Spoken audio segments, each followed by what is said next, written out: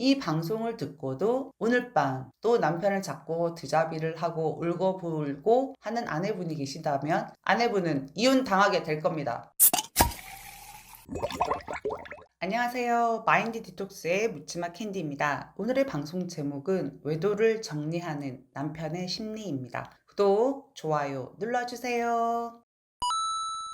외도를 들켰을 때 남편들 대부분은 관계를 끝내겠다, 정리하겠다, 별 관계 아니다, 미안하다, 이런 태도를 보입니다. 이게 바로 눈물 호소의 태도입니다. 후에 다시 상간녀와 만나더라도 일단은 대부분이 이런 태도를 취합니다. 처음 이런 태도를 보인다면 회복의 가능성이 매우 높습니다. 그런데 외도 사실이 들키고 처음부터 전면 부인을 하거나 거짓말로 일관을 하거나 적반하장의 태도로 나오면서 이혼하자라는 말이 나오고 가출하는 태도를 보인다면 회복의 가능성은 낮아집니다. 물론 겁을 주기 위해서 저런 협박성 발언을 한 것일 수도 있지만 그것 또한 상간녀를 보호하기 위한 노력으로 보셔야 하고 그 노력은 바로 상간녀에 대한 마음이 있는 것입니다. 눈물 호소하거나 미안하다라는 태도를 보이는 납작이들의 일반적인 심리 상태나 변화를 제대로 파악을 해야 파경으로 치닫지 않을 수 있습니다. 사실 저 또한 전 남편은 납작이 모드였는데 저의 지속적인 드잡이와 미친 발광으로 이혼까지 하게 된 경우였습니다. 그래서 여러분들은 현명해야 한다는 거죠. 바람을 폈으니 너는 죽어야 된다. 너는 평생 죄인으로 살아야 한다. 이런 마인드로 남편을 대하면 그걸 끝까지 견디고 버텨낼 수 있는 사람은 거의 진짜 없다라고 생각하셔야 합니다. 회복하신 분들 대부분 드잡이 안 하셨습니다. 하셨는데도 회복하신 분들 진짜 몇 분 안 됩니다. 제 말은 지독한 드잡이. 웬만한 드잡이는 다들 하시니까요. 그래도 그분들도 그러시더라고요. 사실 캔디님처럼 드잡이 하면 누구도 같이 못 살 것 같아요 라고. 아니 저거들도 드잡이 해놓고도 저처럼 폭행, 기물 파손, 욕설 등 상대방을 치욕스럽게 만든 사람은 내담자 중에도 없었던 것 같기도 합니다. 지방 가고 다 때려 부순 경우도 몇 분 있었지만 그분들은 욕은 안 했거나 아니면 평생 가족들을 위해 희생하고 살아왔던 분이거나 그럼에도 불구하고 남편이 아내랑 같이 살아갈 가치가 있었던 분들로 기억합니다. 외도가 걸리고 나면 우리들도 죽을 것 같이 고통스럽지만 남편들도 괴롭습니다. 극도로 예민해지고 아내가 드잡이 할 때 지독한 모습과 집요함 그리고 증거를 자신도 모르게 수집한 치밀함 등 자신이 평소에 알고 있던 아내가 아닌 그 모습에 놀라고 당황하고 질리기도 하고 무섭기도 해지는 것입니다. 납작이 모드를 하는 인간들은 대부분이 칼퇴근, 집안일 돕기, 여행 가기, 선물하기 등 여러 가지 것들로 아내의 마음을 안정시키기 위해서 처음에 노력을 합니다. 그런데 여기서 눈 가리고 아웅 하는 놈들과 진심으로 노력하는 놈들을 잘 구분하셔야 합니다. 이때 아내분들이 예전보다 훨씬 자신에게 잘해주는 남편에게 홀라당 마음을 다 줘버리고 그냥 믿어버리고 더 기대고 더 의지하게 되는 게 바로 그 문제입니다. 해주는 것은 다 받고 마음은 빼셔야 합니다. 여우, 야시, 몽둥이가 되셔야 한다는 것입니다. 이때 남편은 아내의 비를 맞추고 안정시키는 것이 우선이기에 자신은 가시방석에 있는 것과 마찬가지인 상태입니다. 그런데 제가 늘 그러잖아요. 쥐를 몰아도 구멍은 주고 몰아야지. 나갈 구멍은 주고 몰아야 된다고. 계속 뒤잡이하고 난리치고 남편을 경멸하면 상간녀와 끝내려고 했던 그 마음도 변하면서 상간녀에게 더 마음이 가고 내 마음을 이해하고 받아주는 여자는 이 여자밖에 없다라는 마음이 들면서 상간녀랑 있을 때 평안함과 안정감을 느끼게 되고 그래서 더 정서적으로 강하게 연결되고 다시 붙어먹을 계기가 될 수 있습니다. 집에 가면 숨이 막히고 눈치 보이고 이미 힘들어 죽겠는데 닥달하고 난리치고 저처럼 다 때려부수고 그러면 남편이 집에 들어오고 싶겠습니까? 아내랑 같이 살고 싶겠습니까? 남편은 바람은 폈으나 그들도 인간입니다. 드잡이 기간이 길어지면 그들이 피해자가 되고 아내분들이 이제는 가해자가 되는 것입니다. 여기서 우리들은 바람 폈는데 그 정도는 당연히 감당해야죠. 이런 생각 진짜 들긴 듭니다. 그렇지만 그건 우리들 생각인 거죠. 입장을 바꿔서 아내가 바람을 폈는데 남편이 저를 보면 죽이려고 하고 드자비도 하루 이틀도 아니고 밤마다 깨워서 닥달하고 쥐잡듯이 하고 그러면 차라리 이혼을 하거나 죽는 게 낫다. 이렇게는 못 살겠다. 이런 생각이 들 수도 있는 겁니다. 제가 늘 그랬잖아요. 남자들 계산기 잘 두드린다고. 아내 가치와 상간녀의 가치를 우리들 입장에서는 어떻게 비교하냐고 할 수 있습니다만 가족을 잃어가면서 이혼남이 되면서까지 그리고 재산을 반을 나눠주더라도 자신의 마음을 이해해주고 편안하게 해주는 여자랑 그렇게 편하게 살고 싶다. 이런 마음이 들기 시작하면서 이혼 불사의 태도를 취하게 되는 겁니다. 그런 스탠스로 변하게 되는 것입니다. 그래서 드자비는 하지 말고 차라리 가정에 안착하고 가정만한 곳이 없구나라는 생각이 들도록 지혜롭게 행동을 해야 합니다. 상간자에게 의지하게 되는 상황을 만들지 말고 상간자의 가치가 낮아지고 둘이서 개싸움이 나는 상황을 만들어야 한다는 것입니다. 사람의 본심은 궁지에 내몰릴 때 드러나게 되는 것이기에 사랑 타령